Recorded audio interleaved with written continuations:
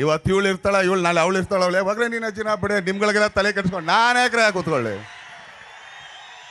ನನಗೆ ನನ್ನ ಸಿನಿಮಾ, ನನ್ನ ಕೆಲಸ, ನನ್ನ ಮೇಲೆ ದುಡ್ಡು ಹಾಕ್ದಂಥ ನನ್ನ ನಿರ್ಮಾಪಕರು, ನನ್ನನ್ನು ಡೈರೆಕ್ಟ್ ಮಾಡೋಂಥ ನನ್ನ ಡೈರೆಕ್ಟ್ರು, ನನ್ನ ಟೆಕ್ನಿಷಿಯನ್ಗಳು, ಅವ್ರಿಗಷ್ಟೇ ನಾನು ಸೀಮಿತ.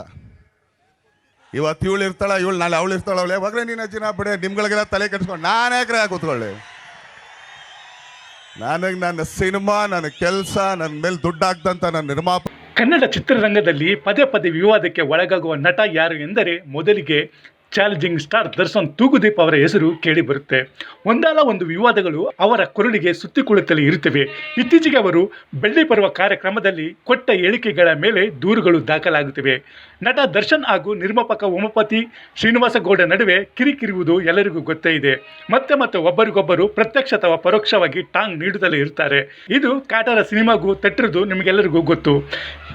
ಇದರ ನಡುವೆ ಇತ್ತೀಚೆಗೆ ದರ್ಶನ್ 25ನೇ ವರ್ಷದ ಸಿನಿ ಜರ್ನಿಯನ್ನು ಸಂಭ್ರಮಿಸಲು ಶ್ರೀರಂಗಪಟ್ಟಣದಲ್ಲಿ ಬೆಳ್ಳಿ ಪರ್ವ ಕಾರ್ಯಕ್ರಮ ಆಯೋಜಿಸಲಾಗಿತ್ತು. ಕಾರ್ಯಕ್ರಮದಲ್ಲಿ ಅಭಿಮಾನಿಗಳನ್ನು ಹೊಗಳುವ ಭರದಲ್ಲಿ ನಟ ದರ್ಶನ್ ಕೊಟ್ಟ ಒಂದು ಹೇಳಿಕೆ ವಿರುದ್ಧ ಇದೀಗ ಮಹಿಳೆಯರು ತಿರುಗಿ ಬಿದ್ದಿದ್ದಾರೆ. ನಿರ್ಮಾಪಕ ಉಮಾಪತಿ ಶ್ರೀನಿವಾಸ್ ಗೌಡ ಅವರನ್ನು ಪರೋಕ್ಷವಾಗಿ ತಗಡು ಎಂದಿದ್ದನ್ನು ರಾಜ್ಯ ಒಕ್ಕಲಿಗರ ಸಂಘ ಖಂಡಿಸಿದೆ. ಕರ್ನಾಟಕ ಪ್ರಜಾಪರ ವೇದಿಕೆ ಚಲನಚಿತ್ರ ವಾಣಿಜ್ಯ ಮಂಡಳಿಯಲ್ಲಿ ದೂರು ದಾಖಲಿಸಿದೆ.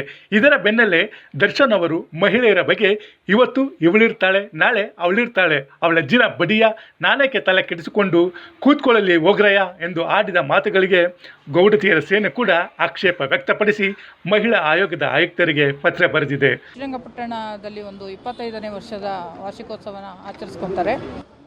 ಆ ಒಂದು ದೊಡ್ಡ ವೇದಿಕೆಯಲ್ಲಿ ದೊಡ್ಡ ಗುರುಗಳು ಇರ್ತಾರೆ, ಸಂಸದೆ ಸುಮಲತಾ ಅವರು ಇರ್ತಾರೆ, ಹಲವಾರು ಗಣ್ಯರು ಇರ್ತಾರೆ, ಹಾಗೂ ಸಾವಿರಾರು ಅಭಿಮಾನಿಗಳು ಸೇರಿರ್ತಾರೆ. ಈ ಸಂದರ್ಭದಲ್ಲಿ ಒಂದು ವೇದಿಕೆಯಲ್ಲಿ ಒಂದು ಪದ ಬಳಕೆಯನ್ನು ಮಾಡ್ತಾರೆ. ಅವರು ಇವಳು ಬರ್ತಾಳೆ, ಅವಳು ಹೋಗ್ತಾಳೆ, ಇವಳು ಅಜ್ಜಿನ ಬಡಿಯ ಅಂತ ಅಂದ್ಬಿಟ್ಟು ಒಂದು ಸ್ಲೋಗನ್ನ ಹೇಳ್ತಾರೆ ಅವರು.